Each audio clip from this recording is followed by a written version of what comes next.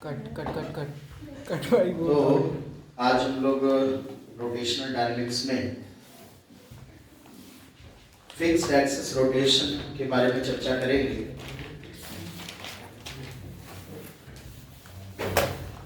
तो हेडिंग डाल दो, fixed axis rotation.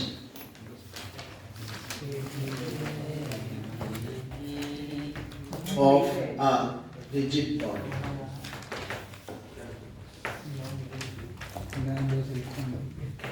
Fixed axis rotation of a rigid body। बच्चों, इसे हम लोग यहाँ पे इम्पोर्टेंट रिलेशन डिस्कस करेंगे कि अगर कोई बॉडी किसी एक्सिस पे फिक्स्ड हो, ये फिक्स्ड हो, मान लो हिंज एक्सिस है, इस एक्सिस क्या बॉडी रोटेट कर रही है, ठीक है, ये रोटेट कर रही है और इस पे कई कुछ फोर्सेस लग रहे हैं, जैसे कि mg लग सकता है, कोई एक्सटर्नल फोर्स लग रहा है, कोई F2 लग रहा है, कई सारे फोर्स ऐसे लग सकते हैं जिसके कारण ये बॉडी इस एक्सिस के अबाउट रोटेट कर रही है with some angular acceleration alpha. Because हम लोगों ने डिस्कस किया था टॉर्क क्या है, टॉर्क किसी बॉडी को किसी एक्सिस के अबाउट रोटेट कराता है या रोटेट कराने की टेंडेंसी रखता है। याद है कि भूल गए? तो यहां पर बच्चों हम लोग एक इक्वेशन पढ़ते हैं, लिख लीजिए, external torque is equal to I alpha. इसे हम Newton second law for rotation भी कहते हैं, Newton second law for rotation. जैसे F is equal to ma होता है, उसी के एनालॉगस F फोर्स होता है, ट्रांसलेशनल इफेक्ट डेवलप करता है, M translational inertia, A translational acceleration, है ना। फोर्स की जगह टॉर्क आ गया, मास की जगह rotational inertia, moment of inertia आ गया, लीनियर एक्सेलरेशन की जगह एंगुलर एक्सेलरेशन, ठीक है। तो torque equal to I alpha, ध्यान रखिएगा। टाउ एक्सटर्नल क्या है, ये है बच्चों torque due to external forces only, external forces only.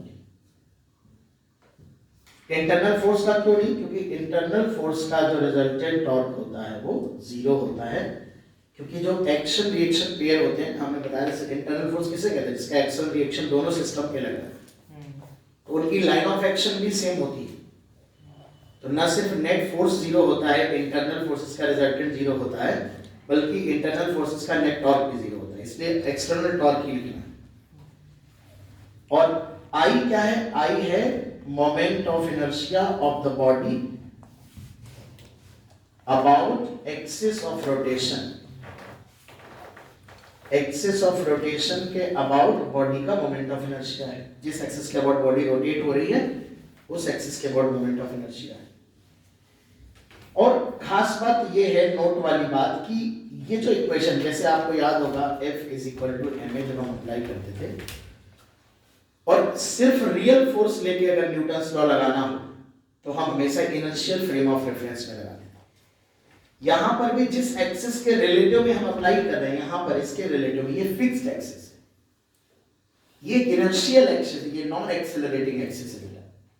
तो ये जो जैसे F is equal to ma non inertial frame of reference में फेल हो जाता था, ऐसे torque is equal to I alpha भी नॉन इनर्शियल फ्रेम में वैलिड नहीं है।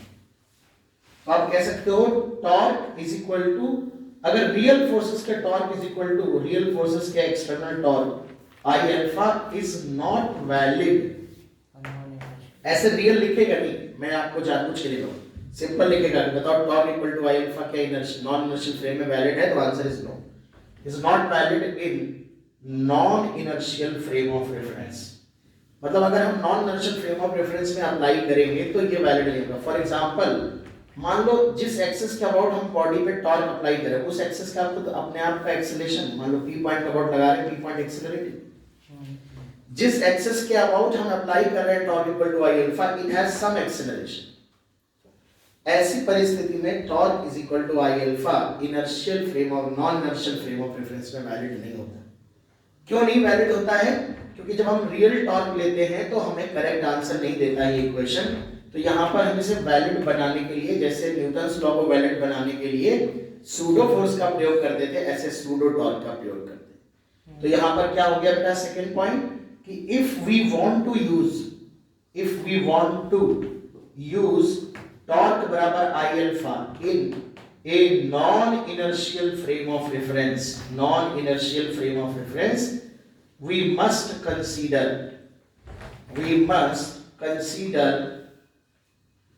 torque of pseudo forces also।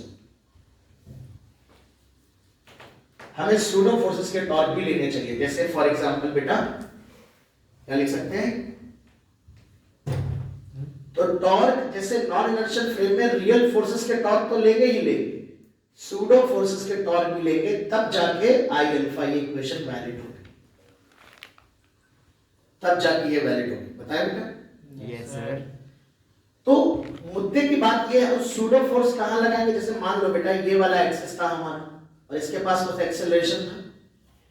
अब हम अगर इसके रिलेटिव में चले जाएं, यहां पर एक ऑब्जर्वर बिठा दें और फिर अप्लाई करें, तो जो एक्सटर्नल फोर्सेस लग रहे थे वो तो लगेंगे ही, सेंटर ऑफ मास पे एक सूडो फोर्स लगाएंगे, मास of body into acceleration of frame of reference, क्योंकि इसके रिलेटिव में लगा रहे हैं और ये कैसा है नॉन इनर्शियल है, तो सेंटर ऑफ मास पे सूडो फोर्स लगा देंगे। अब अगर आप torque is equal to I alpha लगाओगे, जिसमें इसका टॉर्क भी लोगे, इसका भी लोगे, बाकी रियल फोर्सेस का भी लोगे, तो आपका अल्फा की करेक्ट वैल्यू आएगी। This equation will give us the correct result. लेकिन मान लो हम चाहते हैं कि यार हम सूडो फोर्स का टॉर्क हमें कंसीडर ना करना पड़े, हम केवल रियल फोर्स से ही काम चला लें, तो टॉर्क अगर कोई फिक्स्ड एक्सिस है तब तो नो प्रॉब्लम, क्योंकि अगर ये एक्सिस फिक्स्ड है तो ये इनर्शियल है, इसके पास कोई एक्सेलरेशन ही नहीं, नो प्रॉब्लम, ना सूडो लेना पड़ेगा ना एक्सिस बदलनी पड़ेगी, इसी एक्सिस के अबाउट अप्लाई कर सकते हैं बेटा। लेकिन अगर हमारी बॉडी में कोई फिक्स्ड एक्सिस ना हो, कोई हिंज एक्सिस ना हो, सभी एक्सिस एक्सेलरेटिंग और हमें अल्फा निकालने का शौक है, तो अगर हम किसी ऐसी एक्सिस के about torque equal to I alpha लिखेंगे जिसका खुद का भी एक्सेलरेशन है, तो सूडो फोर्स का टॉर्क लेना पड़ेगा। लेकिन अगर हम सेंटर ऑफ मास के अबाउट ही लिख लें टॉर्क, तो सूडो फोर्स तो सेंटर ऑफ मास से ही पास होगा, इसका टॉर्क कितना हो जाएगा, 0। बात समझ रहे हैं ना? यानी to avoid pseudo torque in equation we can use torque equal to I alpha about centre of mass. यानी कि अब हम दो तरीके से इक्वेशन लगाया करेंगे, या तो हम इक्वेशन हमेशा फिक्स्ड एक्सिस के अबाउट लगाएंगे, बात समझ रहे हैं ना, ऐसी एक्सिस जो हिंज होगी उसके अबाउट लगाएंगे विदाउट एनी प्रॉब्लम, या फिर सेंटर ऑफ मास से पास होने वाली एक्सिस के अबाउट, जैसे बॉडी रोलिंग करेगी, रोलिंग के दौरान कोई फिक्स्ड एक्सिस नहीं होती, तो रोलिंग के दौरान या कोई भी body combined translation plus rotation करेगी, ऐसे टाइम में हम बॉडी की सेंटर ऑफ मास से गुजरने वाली एक्सिस के about torque equal to I alpha लगाएंगे, so that we can avoid writing the torque of pseudo force. इसका ये मतलब नहीं कि सूडो लग नहीं रहा होगा या सूडो का टॉर्क लेना नहीं पड़ रहा है, लेना तब भी पड़ रहा है, लेकिन वो उसी पॉइंट के पास हो रहा है जहां से हम टॉर्क ले रहे हैं, तो उसका टॉर्क आएगा नहीं, जब आएगा नहीं तो हम लोग उसको लगाना भी बंद कर देते हैं, आदत में रखते ही। यानी कि तो आप कह सकते हो if we want to avoid pseudo torque, we must use torque about center of mass is equal to I about center of mass alpha about इसके COM, सेंटर ऑफ मास के अबाउट लगाना चाहिए। तो बस दो बातें याद रखना, टॉर्क दो लाइन, एक लाइन में सारी बात कंक्लूड कर दे रहा हूं। हम अपनी प्रैक्टिस में torque is equal to I alpha या तो किसी फिक्स्ड एक्सिस के अबाउट लगाएंगे या फिर सेंटर ऑफ मास के अबाउट, समझ गए ना? या तो किसी फिक्स्ड एक्सिस के अबाउट लगाएंगे जो इनर्शियल होगी, नॉन एक्सेलरेटिंग होगी, और या फिर किसके अबाउट लगाएंगे, अगर हमारी बॉडी प्योर रोटेशन कर रही है अबाउट सम फिक्स्ड एक्सिस, तब तो उसके अबाउट ही लगाएंगे क्योंकि मोमेंट ऑफ इनर्शिया उसी एक्सिस के अबाउट होगा। बट अगर हमारी बॉडी में कोई फिक्स्ड एक्सिस नहीं है and we are interested to find the alpha, तो हम किसके अबाउट लगाने वाले हैं, सेंटर ऑफ मास से गुजरने वाली एक्सिस के अबाउट। लिख लो, फिर हम लोग प्रैक्टिस प्रॉब्लम के थ्रू बात को समझते हैं। कर दो, स्टार्ट करो। तो एक क्वेश्चन करते हैं इस पे। एक रॉड है बच्चों, थिन रॉड, और वो रेस्ट पे रखी है। थिन रॉड जो है वो रेस्ट पे है, लेंथ के परपेंडिकुलर एक हॉरिजॉन्टल फोर्स हमने लगाया, रॉड वर्टिकल है, रॉड का मास m और लेंथ l है, और ये हिंज एक्सिस है। तो आपको बताना है फाइंड आउट इनिशियल, है ना, इनिशियल बताना है, क्या बताना है, अल्फा बताना है, एंगुलर एक्सेलरेशन रॉड का कितना होगा, सेंटर ऑफ मास का एक्सेलरेशन बताना है बेटा, रिएक्शन एट हिंज बताना है, ये जो हिंज फोर्स है यहाँ पर कितना रिएक्शन फोर्स लगेगा जस्ट आफ्टर एप्लीकेशन। पहला सवाल है, मैं करके दिखाता हूँ, समझ लो अच्छे से। सबसे पहले आप प्रॉपर फ्री बॉडी डायग्राम बनाइए, बहुत ध्यान से देखिए, कंप्लीट क्वेश्चन है और कई सारे ऑब्जेक्टिव क्वेश्चन का मिक्सचर हो सकता है। ये फोर्स बेटा हमने लगाया है, यहाँ से एक mg लग रहा होगा, नीचे की तरफ लग रहा होगा ना, यस सर। इसकी लाइन ऑफ एक्शन यहाँ से पास हो रही होगी और इसमें एक ry मान लेते हैं, एक rx मान लेते हैं। एक रिएक्शन का एक कंपोनेंट रॉड के अलॉन्ग, एक रॉड के परपेंडिकुलर। हमने आदत बताया था आप लोगों को कि हिंज का रिएक्शन की डायरेक्शन हमें पहले से कंफर्म नहीं होती, इसलिए हम हमेशा दो कंपोनेंट के फॉर्म में मानते हैं। ये बेटा फिक्स्ड एक्सिस है, इस एक्सिस के अबाउट ये रॉड इस इनिशियल एक्सेलरेशन अल्फा से रोटेट करेगी। स्टेशनरी है तो शुरुआत में ओमेगा 0 होगा, हालांकि alpha D omega by D T होता है, तो जैसे ही अल्फा फोर्स लगेगा इस बॉडी के पास कुछ ओमेगा आएगा, लेकिन वो थोड़ा टाइम के बाद आएगा। जिस मोमेंट पे हमने फोर्स लगाया उस मोमेंट पे तो उसके पास कोई ओमेगा नहीं था, जब dt टाइम दोगे तब तो d ओमेगा चेंज होगा अल्फा dt। ओके, तो आइए अब हम लोग लगाते हैं अबाउट फिक्स्ड एक्सिस। क्या पढ़ा बच्चों हम लोगों ने, फिक्स्ड एक्सिस के about torque is equal to I. इस एक्सिस के अबाउट टॉर्क निकालते हैं, याद करो जो फोर्स वहीं से पास हो रहे हैं उनका टॉर्क 0, किसका किसका, rx का कितना, ry का 0 और mg का भी 0 नहीं, कल एक के वजह से नहीं पास हो रहा, 0 कैसे नहीं, 0। अरे फोर्स की लाइन ऑफ एक्शन वहीं से पास हो रही है ना। तो यहाँ पे देखो ये जो फोर्स है, इस टॉर्क क्या पढ़ाया था किसी एक्सिस के अबाउट, फोर्स इनटू फोर्स की लाइन ऑफ एक्शन से परपेंडिकुलर, तो इस फोर्स की लाइन ऑफ एक्शन से ये डिस्टेंस आ जाएगी, तो क्या टॉर्क आएगा F इनटू L। इस एक्सिस के अबाउट रॉड का मोमेंट ऑफ इनर्शिया क्या होता है, ml स्क्वायर बाई, भाई इस एक्सिस को रोटेट कर रही ना अल्फा, तो अल्फा हो गया 3f बाई ml, आ गया ना। अब एक बात बताओ, रॉड का सेंटर ऑफ मास कितनी दूर होगा हिंज पॉइंट से, L/2 कितनी दूर होगा, रॉड का सेंटर ऑफ मास कितनी दूर होगा, L/2 पे होता है ना, इसमें भी कोई डाउट है बोलो, हैं वो तो बताओ, नहीं किसी दिन तो हत्या ही करे बैठे हैं तुम्हारी, पढ़ लिख नहीं रहे हो तुम। अगले टेस्ट में किसी के नंबर कम आए ना, उसको यही लट चलाएंगे उसके ऊपर, देख लेना। तो बेटा यहाँ पर जो सेंटर ऑफ मास होगा, क्या वो सर्कुलर मोशन करेगा जब ये रॉड रोटेट होगी, यस सर। उस सर्कुलर मोशन की रेडियस क्या होगी, L/2। Non uniform circular motion करेगा कि यूनिफॉर्म सर्कुलर मोशन करेगा, क्या सर, यूनिफॉर्म सर्कुलर मोशन करेगा अपना सेंटर ऑफ मास, यूनिफॉर्म कि नॉन यूनिफॉर्म, क्यों यूनिफॉर्म करेगा आयुष, क्यों यूनिफॉर्म करेगा भाई, यूनिफॉर्म सर्कुलर मोशन का क्या पहचान होती है, वीडियो चल रहा है, क्या यूनिफॉर्म सर्कुलर मोशन क्या होता क्या है, सब भूल गए, यूनिफॉर्म सर्कुलर मोशन होता है, यूनिफॉर्म सर्कुलर मोशन क्या होता है, अबे यूनिफॉर्म सर्कुलर मोशन में पार्टिकल की स्पीड कांस्टेंट होती है, यस सर, ओमेगा कांस्टेंट होता है, v = r ओमेगा, अल्फा 0 होता है, यस सर, याद आया, यस सर, यस सर। अभी हाई स्कूल पास ही बने रहे ना तुम लोग, फर्स्ट ईयर खत्म होने जा रहा, फर्स्ट ईयर के चीजें सीख नहीं पा रहे, तो सुनो बेटा, ओमेगा जो है यहाँ पर अल्फा 0 आ रहा है, क्या अल्फा 0 है क्या, नो सर, तो ओमेगा वेरिएबल हुआ ना, यस सर। अल्फा कब होता है, यूसीएम में कि एनयूसीएम में, एनयूसीएम में होता है ना, हाँ एनयूसीएम करेगा, यानी जो सेंटर ऑफ मास होगा वो एनयूसीएम करेगा, उसकी रेडियस कितनी होगी, L/2।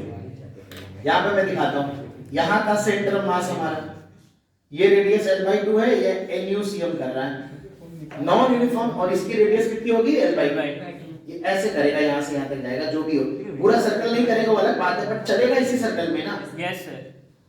Non uniform circular motion में दो एक्सेलेरेशन के दो कंपोनेंट पढ़ाए थे हमने, टेंजेंशियल और एक सेंट्रीपिटल। टेंजेंशियल होता है रेडियस के परपेंडिकुलर आर अल्फा, अरे होता है कि नहीं? Yes sir. आर हो गया l/2 अल्फा, और एक होता है सेंट्रीपिटल जो सेंटर की तरफ होता है आर ओमेगा स्क्वायर, अरे होता है कि नहीं? Yes sir. यहाँ पे सेंटर ऑफ मास के पास केवल और केवल टेंजेंशियल एक्सेलरेशन है, क्योंकि फिलहाल ओमेगा कितना है? 0। बॉडी ने रेस्ट से स्टार्ट किया, there is no initial omega, so this component of acceleration is 0 here. तो केवल और केवल जो रेडियस के परपेंडिकुलर और सर्कल के टेंजेंट के अलोंग होगा, टेंजेंशियल एक्सेलरेशन ही केवल सेंटर ऑफ मास के पास होगा। तो अगर सेंटर ऑफ मास का एक्सेलरेशन मुझे बताना है, तो सेंटर ऑफ मास का जो इनिशियल एक्सेलरेशन होगा वो होगा only tangential, that is l/2 alpha. तो l/2 अल्फा है 3f/ml, l से l कैंसिल आउट हो जाएगा, इट्स 3f/2m। ये हमारा सेंटर ऑफ मास का इनिशियल एक्सेलरेशन हो गया। किसी को कोई डाउट है इनिशियल एक्सेलरेशन निकालने में? नहीं सर। सॉल्व आ गया ना समझ? R alpha r omega square दो एक्सेलरेशन थे ना, एक सेंट्रीपिटल सेंटर की तरफ, ओमेगा की वैल्यू 0 है इसलिए सेंट्रीपिटल नहीं होगा, केवल टेंजेंशियल होगा। बताओ। Yes sir. अब हम लगाएंगे, हमें हिंज पे रिएक्शन बताना है, मतलब हमें Rx और Ry की वैल्यू बतानी है यूजिंग न्यूटन्स लॉ। हम इसको करेंगे। अब याद करो, हमने किसी बॉडी के लिए आपको क्या पढ़ा रखा है? किसी बॉडी के लिए हमने पढ़ा रखा है external force is equal to mass of body into acceleration of centre of mass. Yes sir. F बराबर m नहीं होता, simple m into a centre of mass होता है। एकांश, ओके ठीक। तो यहां पर देखो y डायरेक्शन में, देखो y डायरेक्शन में mg नीचे लग रहा है, ry ऊपर लग रहा है। अरे यार बात नहीं, y डायरेक्शन में देखो mg नीचे लग रहा है, ry ऊपर लग रहा है, लग रहा है कि नहीं? और y डायरेक्शन में सेंटर ऑफ मास के पास कोई एक्सेलरेशन भी नहीं है इस डायरेक्शन में। बताओ बेटा। तो मैं y डायरेक्शन में लगाऊंगा F/Ry माइनस mg, ये नेट फोर्स है, इक्वल टू 0 हो जाएगा, क्योंकि y डायरेक्शन में mass into acceleration of centre of मास 0 है बेटा। तो यहां से Ry की वैल्यू जो आ रही है वो कितनी आ रही है बेटा? mg के बराबर आ रही है। x डायरेक्शन में देखा जाए तो F इधर लग रहा है, Rx इधर लग रहा है, सेंटर ऑफ मास इस तरफ जा रहा है एक्सेलरेशन में। देखो इसके बाद इधर की तरफ एक्सेलरेशन l/2 है, तो ये लिखेंगे F माइनस Rx। देख पा रहे हो बेटा कैसे लिख रहे हैं? F इधर लग रहा है, Rx इधर लग रहा है, mass of rod into acceleration of centre of mass in x direction. तो R F minus Rx is equal to m, और सेंटर ऑफ मास का एक्सेलरेशन आ रहा है 3f/2m। m से m कैंसिल आउट हो जाएगा, तो f उधर ले जाएंगे, f माइनस 3f/2m या 3f/2 is equal to Rx। तो Rx जो आ रहा है वो माइनस f/2 आ रहा है। इसका मतलब ये हुआ कि जो Rx की डायरेक्शन मानी है वो गलत मानी है, यानी फाइनली जो रिएक्शन लगेगा Ry ऐसा लगेगा जिसकी वैल्यू mg के बराबर होगी, Rx इधर लगेगा जिसकी वैल्यू f के बराबर होगी, और अगर नेट रिएक्शन चाहिए तो √Rx² प्लस Ry² के बराबर होगा। अब ये मैंने कंप्लीट पूरा क्वेश्चन ले लिया, पूरा एडवांस का क्वेश्चन ले लिया, ठीक है ना? इसका कोई भी एक पार्ट आ सकता है, अगर आप मेंस का एग्जाम दे रहे हो जिसे आपसे सिर्फ अल्फा पूछ लेगा। तो अभी मेंस में आया था कुछ ऐसे रिलेट, कुछ थोड़ा सा एंगल पे रॉड को टिल्ट कर दिया, तो सिर्फ अल्फा ही पूछ लिया था उन्होंने। अल्फा निकालने के बाद हो सकता है थोड़ा अच्छा क्वेश्चन बनाएगा तो सेंटर ऑफ मास का एक्सेलरेशन निकलवा लेगा, और अच्छा बना देगा तो रिएक्शन पूछ लेगा। पर आपको ये सारे क्वेश्चन कभी ना कभी करने पड़ेंगे, इसलिए हमने जो ऑल पॉसिबल क्वेश्चन बन सकते हैं उन पे सब पे चर्चा करिए, ताकि पूरा कॉन्सेप्ट आप अच्छे से सीख जाए, ठीक है? तो सबसे पहले आप टॉर्क का यूज करके अल्फा निकालिएगा, ठीक है? और उस अल्फा का यूज करके आप NuCm होगा सेंटर ऑफ मास की हिंज से दूरी जो होगी, वही सेंटर ऑफ मास के सर्कुलर मोशन की रेडियस हो जाएगी, जैसे कि यहाँ l/2 है, ठीक है? L R ओमेगा स्क्वायर और R अल्फा एक्सेलरेशन देख लेना। अगर ओमेगा 0 है तो सेंट्रीपिटल 0 होगा, अल्फा 0 है तो टेंजेंशियल 0 होगा, दोनों 0 है तो दोनों एक्सेलरेशन 0 होगा, फिर तो वो इक्विलिब्रियम का केस बन जाएगा, तो दोनों 0 नहीं होंगे कहीं ना कहीं। फिर अगर आपको रिएक्शन ऑफ हिंज निकालने हो तो बॉडी के लिए न्यूटन्स लॉ लगाना, कोशिश करना अगर रॉड वाला केस हो तो एक न्यूटन्स लॉ रॉड की लेंथ के अलोंग लगाना और एक रॉड की लेंथ के परपेंडिकुलर, ठीक है ना? चलो लिख लो फटाफट। बेटा ये डिस्क है और इसका मास m रेडियस r है, यहाँ पे हमने इसको अभी सिर्फ अल्फा की प्रैक्टिस करिए आप, है ना, अल्फा निकालिए, कंप्लीट क्वेश्चन सॉल्व करिए, टुकड़ों में करिए, समझ में आ रहा है आपने लेवल पढ़ा, हम पढ़ाते जा रहे हैं तुम भूलते जा रहे हो। ये धागा बता हुआ था, धागा हमने कट कर दिया यहाँ से, है ना, स्ट्रिंग कट कर दी, और ये फ्रिक्शनलेस हिंज है, फ्रिक्शनलेस हिंज है। तो जैसे ये स्ट्रिंग कटेगी, ये इस पॉइंट के अबाउट फ्री है रोटेट करने में, है ना, इस हिंज के अबाउट। यहाँ पे ऐसे हिंज कर रखी है डिस्क को, हमने समझ रहे ना, इस तरह से हिंज कर रखा है डिस्क को, ये ऐसे ऐसे गिर जाएगी, ऐसे ऐसे गिर जाएगी, राइट? Yes sir. तो इनिशियल अल्फा बताना है, फाइंड आउट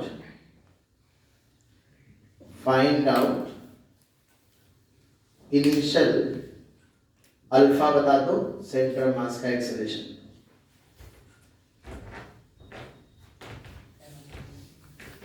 छोटी सी एक चीज रह जाती है, वो भी क्यों रह जाए, रिएक्शन एट हिंज। भाई कनेक्टेड चीजें हैं, करना तो पूरे ही चाहिए आपको, है ना। करो करो सॉल्व करो, मैं मिटा रहा हूं इधर, है ना। तो यार अगर फ्री बॉडी डायग्राम बनाओगे तो दो रिएक्शन के कंपोनेंट मान लो, एमजी मान लो, फ्रिक्शनलेस हिंज है। अब अप्लाई करो, देखो कितना है, अप्लाई करो। अल्फा क्या है, 2f by 3mr। देखो कितना आ रहा है अल्फा, 2f by 3mr। गलत है शायद, जैसा ही भी हो सकता है। किसका टॉर्क आ रहा है हिंज के अबाउट, किसका नहीं आ रहा है, यही तो नहीं पता। क्या कह रहे हो? सिर्फ एमजी का है। अच्छा अशोक कह रहे सिर्फ एमजी का आएगा। नहीं सर, वो वाला फोर्स कौन सा वाला? टेंशन से टूटा है, उससे भी तो फोर्स नीचे देगा। मार लपड़ मार इसके लपड़। अरे टेंशन से टूटा, गधे कहीं पे पहले फोर्स लग रहा था, टूट गया तो काय का फोर्स। फिर आप बात भाई ये फोर्स नहीं लगा पा रहा है, तभी तो गिर जा रहा है। फ्रांस तुम लोग पढ़ना चालू कर दो, हड्डियां तोड़ दूंगा मैं तुम लोगों की कल से, चरचर की आवाज आएगी हड्डियों से तुम्हारी। शाश्वत सही कह रहा है, केवल एमजी का टॉर्क आएगा, क्या इन दोनों का टॉर्क आएगा? तो वहीं से पास हो रहे हैं। कितना टॉर्क आएगा, कितना टॉर्क आएगा एमजी का? mg का mg equals to I alpha। कितना टॉर्क आएगा? एमजीआर तो तुम बोल क्यों रहे हो? एमजी का टॉर्क क्या आएगा बच्चों? एमजीआर फोर्स की टॉर्क क्या था? फोर्स की लाइन ऑफ एक्शन से पॉइंट की परपेंडिकुलर डिस्टेंस। तो फोर्स की लाइन ऑफ एक्शन mg होगी, पॉइंट की परपेंडिकुलर डिस्टेंस कितनी है यार? इस एक्सिस के अबाउट डिस्क का मोमेंट ऑफ इनर्शिया चाहिए, कैसे निकालेंगे इसके अबाउट? पैरेलल एक्सिस थ्योरम से पहले इसके अबाउट निकालेंगे। क्या होता है इसके अबाउट? एक्सिस देखो, पेन देखो, परपेंडिकुलर है तो कितना होगा? ये कितना होगा, ये वाला, ये mr स्क्वायर बाई 2 प्लस हाँ कितना मोमेंट ऑफ इनर्शिया हो गया? 3 by 2 mr square। अल्फा क्या आएगा? 2g बाई एक आएगा अल्फा। क्या पिटना है इसको कंटा मार देगा तो समझो ध्यान से। गधे के ना टॉर्क याद है, ना मोमेंट ऑफ इनर्शिया याद है, कुछ रिवीजन करो, एग्जाम चल रहा है क्या? तो क्लास का पढ़ा हुआ तो याद करो, कब से कब क्लास का भूल जाओगे। एकांश सॉल्व करो, सेंटर मास का एक्सेलरेशन निकालो। एकांश यस निकालो। सेंटर मास कितनी दूर है यहाँ से? यहाँ सेंटर मास r डिस्टेंस पे। अब आप विचार करो ना, ये जब डिस्क आएगी तो ये वाला पॉइंट r रेडियस के सर्कल में ऐसे मूव करेगा ना, तो जो सेंटर मास होगा वो यहाँ से कितनी दूर होगा? सेंटर मास r की दूर पे होगा। और इसके पास अल्फा तो है पर ओमेगा नहीं है, क्योंकि अभी जस्ट छोड़ा है इसको हमने। तो इसके पास एक सर्कल इसका ऐसा होगा, तो centripetal acceleration r omega square है, टेंजेंशियल एक्सीलरेशन r अल्फा है। r ओमेगा स्क्वायर क्या है? 0 है। तो ये वाली लाइन हॉरिजॉन्टल है, तो टेंजेंशियल एक्सीलरेशन कैसा होगा? वर्टिकल होगा। तो सेंटर मास के पास सिर्फ टेंजेंशियल एक्सीलरेशन होगा, जिसकी वैल्यू कितनी होगी? 2g/3 होगी। अब हिंज पे रिएक्शन पूछा है, देखो आर एक्स की वैल्यू क्या आएगी, इस डायरेक्शन में कोई एक्सेलरेशन नहीं है, तो r x is equal to m a x, centre of mass ये 0 है, तो आर एक्स 0 हो जाएगा क्योंकि कोई फोर्स ही नहीं है। देखो इस डायरेक्शन में फोर्स लग रहा है, पर इस डायरेक्शन में एक्सेलरेशन क्या है, 0 है, कोई दूसरा फोर्स भी नहीं लग रहा जिससे बैलेंस कर दे। y डायरेक्शन में देखो कौन कौन लग रहा है, mg लग रहा है और ry लग रहा है, तो mg minus ry, mg minus ry नीचे की तरफ हो गया, और नीचे की तरफ एक्सेलरेशन कितना है 2g/3। अब ये सिंपल न्यूटन्स लॉ तो समझो ना, F net is equal to ma centre mass पे लगाओ, F net नीचे की तरफ क्या है, एक्सेलरेशन नीचे की तरफ है, तो जो डाउनवर्ड फोर्स होगा पॉजिटिव लेंगे, अपवर्ड फोर्स नेगेटिव लेंगे, तो r mg minus ry is equal to ma लिखेंगे, mg minus ry is equal to m into 2g/3 लिखेंगे, ry कितना आ जाएगा mg/3 आएगा, नहीं आएगा, इस तरह से आ जाएगा। ठीक है, लिख लो, नोट करो। अब हमको फालतू में इतना डिटेल डीप जाते रहे, अब तक खत्म हो जाता रोटेशन। एक बार मैं सुन आओ देखो, तुमने एकदम दिल तोड़ दिया यार। आओ देखो, ऑन है सर, ऑन है पहले। अच्छा तो भाई चलिए अब हम लोग डिस्कस करते हैं कुछ क्वेश्चन इसमें फिक्स्ड एक्सिस रोटेशन में कंजर्वेशन ऑफ एनर्जी से रिलेटेड भी बनते हैं। आओ देखो, पर एक क्वेश्चन हम चाहते हैं अल्फा का और करो। चलो, एक रॉड को अगर इंक्लाइंड रॉड है यहां से छोड़ा जाएगा, इस कंडीशन में इस रॉड को छोड़ा जाए, ये एंगल थीटा है, तो बताओ यहां से अगर छोड़ेंगे, m मास है, रॉड का लेंथ n है, तो एंगुलर एक्सीलरेशन अल्फा क्या होगा यहाँ पे, अगर हम इसको छोड़ेंगे तो अल्फा की वैल्यू क्या होगी।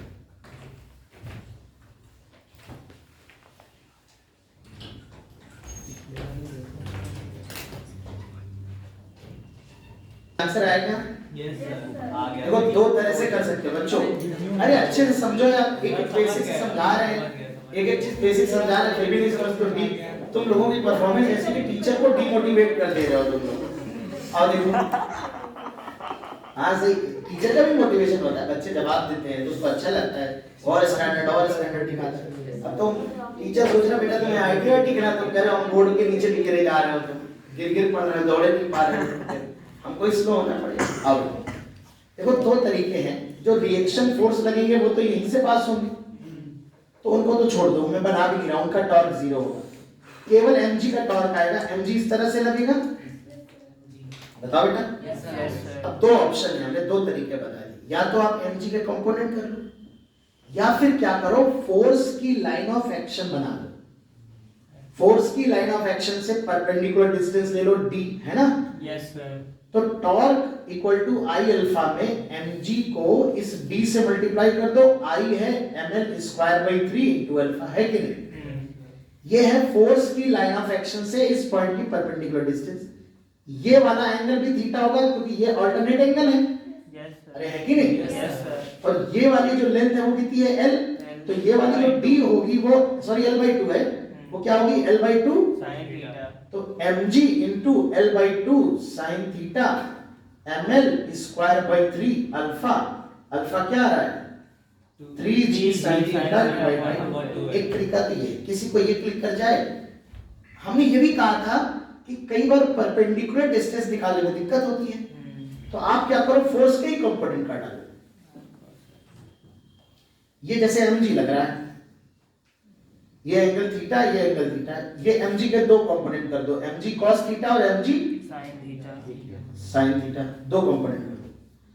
mg का जो cos वाला कंपोनेंट है वो तो यहीं से गुजर रहा है, इसका तो कोई टॉर्क आएगा नहीं।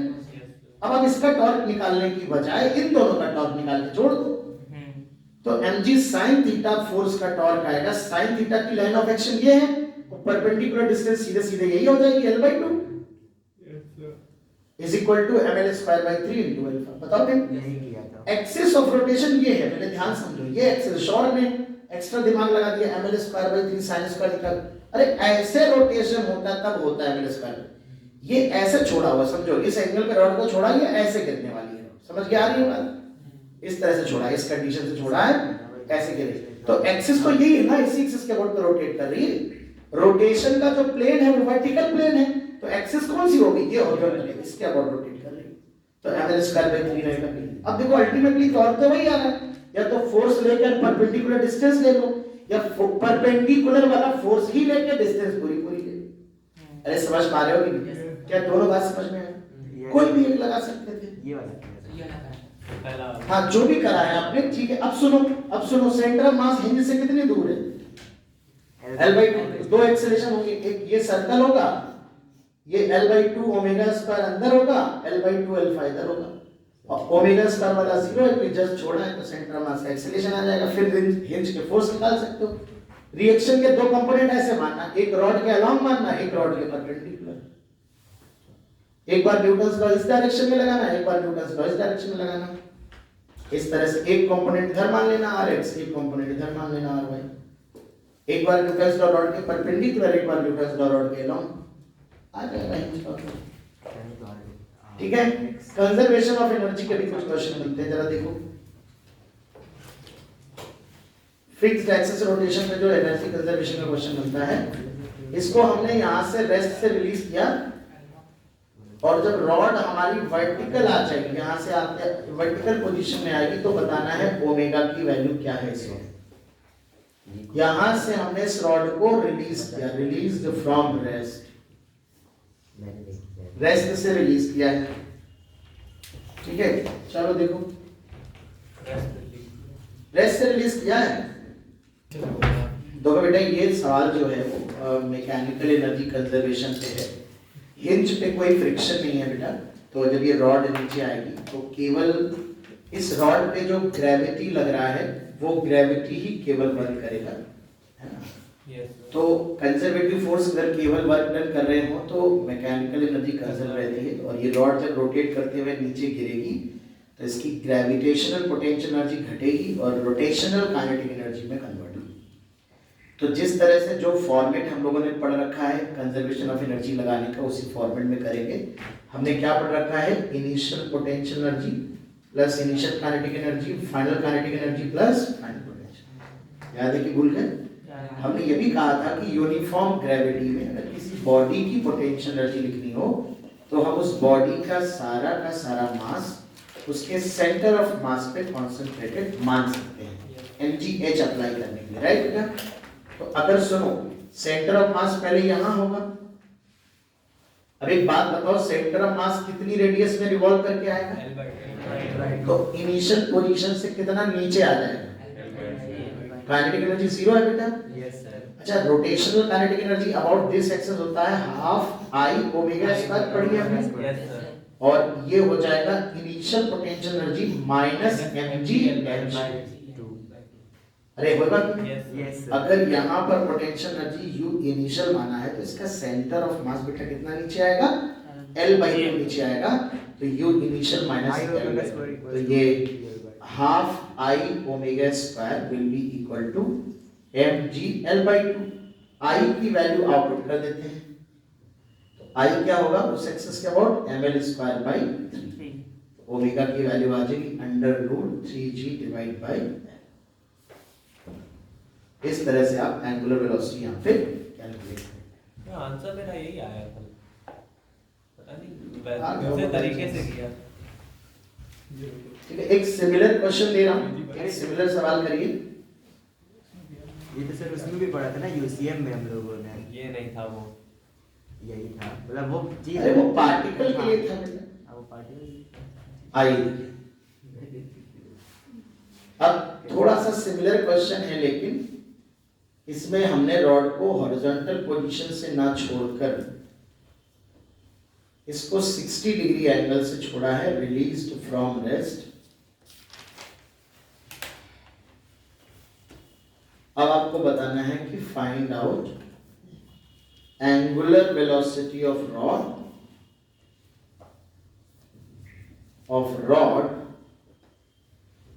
when it becomes vertical। Rod की एंगुलर वेलोसिटी बतानी है जब ये रॉड वर्टिकल हो जाएगी। इसमें भी आप रेंज फ्रिक्शन लेस है, ग्रेविटी डाउनवर्ड लग रही है, मास m है, ग्रेविटी g है और लेंथ है। अब apply conservation of energy between the initial state and vertical position of the rod.